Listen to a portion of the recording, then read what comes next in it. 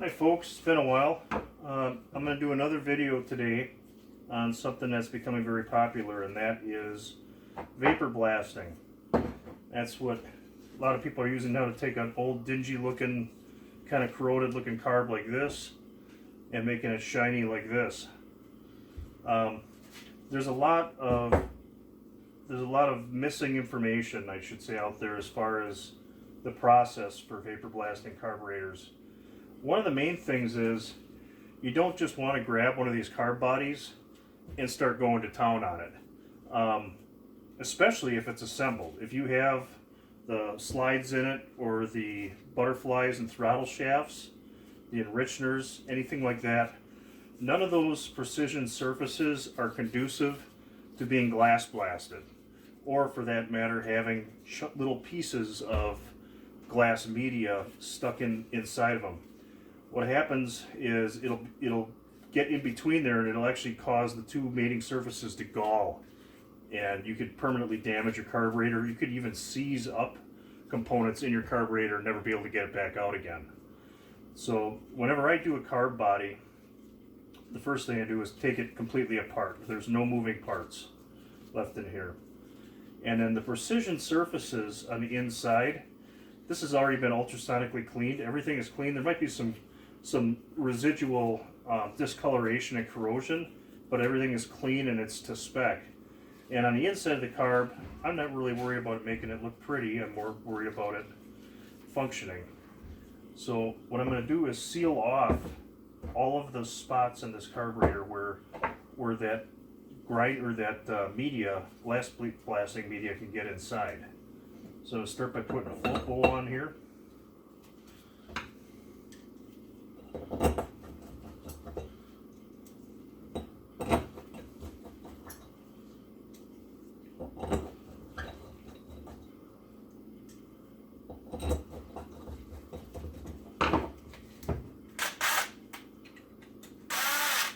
And I'm using kind of the crappy old screws that came with it, so that, because these ones I'm going to replace.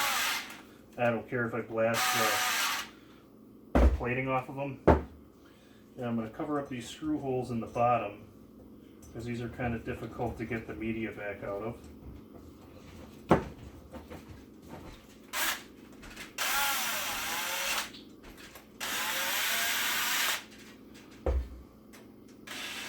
I'm just going to bring them down till they're flat.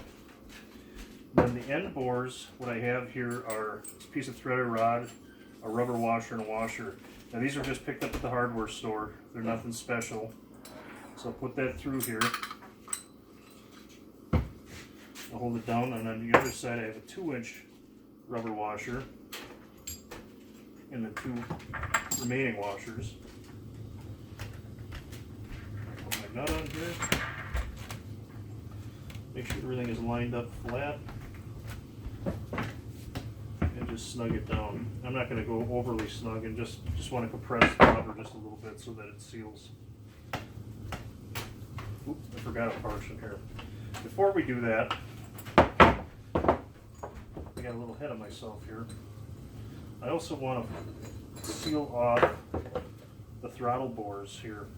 So what I'm going to do is I'll take a screw, the bolt, I'm going to go through there. Then I have a rubber backed washer, and then a nut.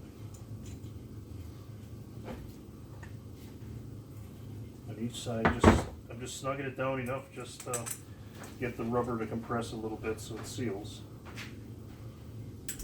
Like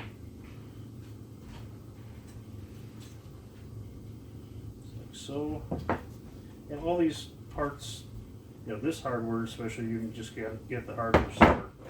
Some of the top pieces, and I'll show you in a minute, get a little more tricky, and I actually use my 3D printer to print off some parts to make it work. So do the same thing as before. We'll line up all of our washers.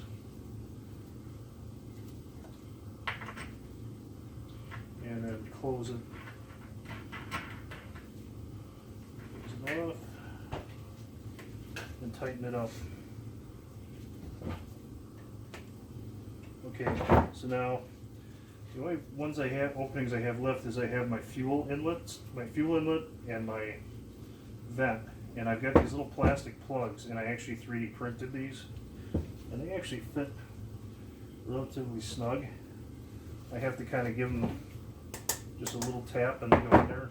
And then I have another one that I 3D printed, that I actually cut some threads on the end of it to go in where the enricher hole is. It only goes in about 2 threads, but it's just enough to stop stuff from getting in there. And then I 3D printed this cap. It's just plastic, and this goes over the top where the diaphragm cover would go.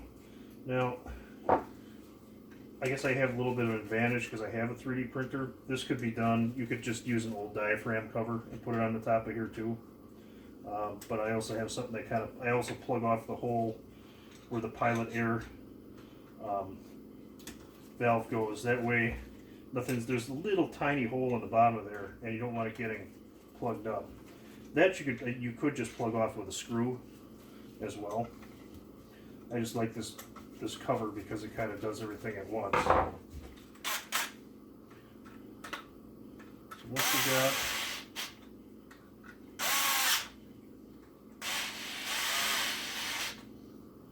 everything on here, and that's it. This is all prepped, and this is pretty much ready to go into the blaster. Now, in some of these carbs, these holes would be open on the other side too, and I plug off both sides. Like this one is actually a blow-through. But that's pretty much it. And once this is done being blasted, I'll come back and I'll completely rinse it off all the surfaces, take it apart, take everything out, apart and open it up again, rinse it out again, take a blowgun and blow any remaining water out of the inside, and then also use a hair dryer to dry it. It's really important that you completely let it dry before you let them sit, because if you let them sit with water on them, you'll get corrosion spots, and it's kind of a waste of all your effort of blasting it in the first place. Okay, that's lesson for today.